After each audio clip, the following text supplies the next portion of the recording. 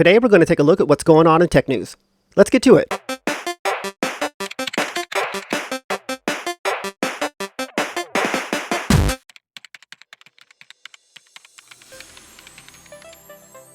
Did Nintendo kill another emulator? The makers of the popular Pizza series of emulators on Android posted in Discord that development on those emulators is ending, and that they'll be pulled from the Play Store.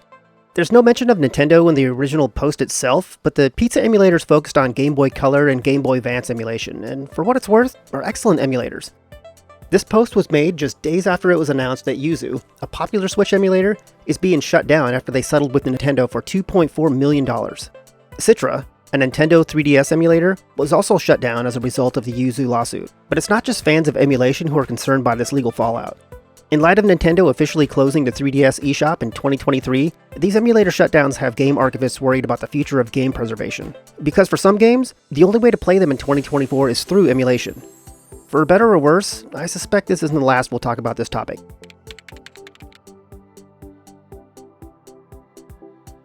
Speaking of companies trying to shut things down, Apple has changed their tune on shutting down Epic's iOS developer account, and the Epic Store is once again headed to iOS.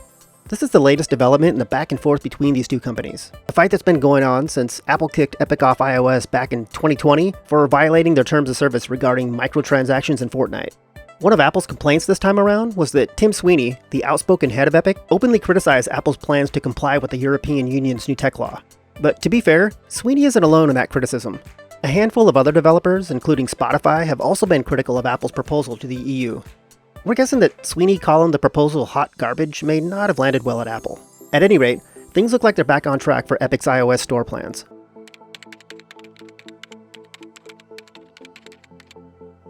Before we get to the rest of the video, I want to mention our Patreon.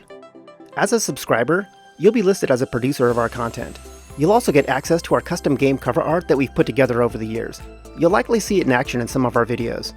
This art works great with custom launchers and really goes a long ways in making a digital game collection look awesome. So click on the link below, head on over to our Patreon, and become a producer today. Okay, back to the video.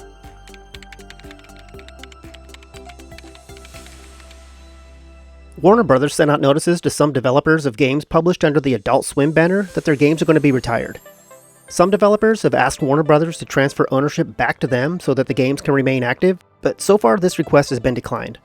Matt Cain, developer of Fist Puncher, posted details about this over on the discussion page at Steam. He points out that while this is frustrating for developers, it's equally frustrating to see this happen to gamers who have these games in their libraries. While it's unclear what will actually end up happening, in the past, delisting a game has usually resulted in the game remaining available to players who currently have it in their libraries. Regardless, this is yet another situation that will likely concern game archivists.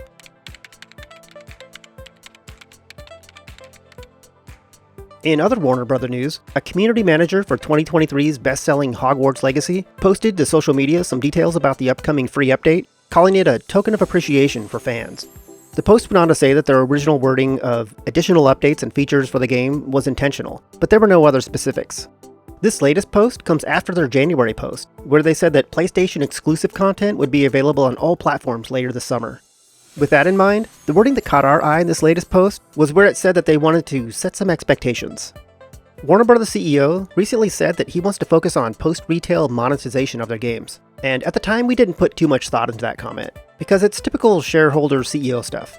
But this latest community post mentioning setting expectations has set off some low-level spidey senses here at Overload headquarters. We're super interested in learning more about the upcoming update, but we're not hopping on the hype train just quite yet.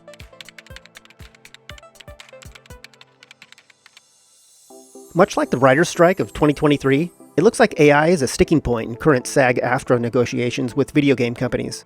Back in September, 98% of SAG-AFTRA members voted to authorize a strike, and this would hit some of the biggest game developers, including a few who we just mentioned, Epic and Warner Brothers. Also on this list is Take-Two, EA, and Activision, so this has the potential to hit some pretty big targets. The chief negotiator, Duncan Crabtree Ireland, mentioned that some union members want to ban AI outright in union productions, but we suspect that game developers are already further down the AI path than TVs and movies were. And if push comes to shove, don't be surprised if game developers choose AI over humans. And historically, game developers are willing to take a step back to forge new paths forward. In light of that, it's going to be interesting to see how hard the unions can push here, because tech companies have the capacity to be much more ruthless towards humans when it comes to humans versus machines. And that about wraps things up. Please like this video if you found it useful, and subscribe to our channel if you want more content like this. I appreciate you taking the time to watch this, and we'll chat again soon.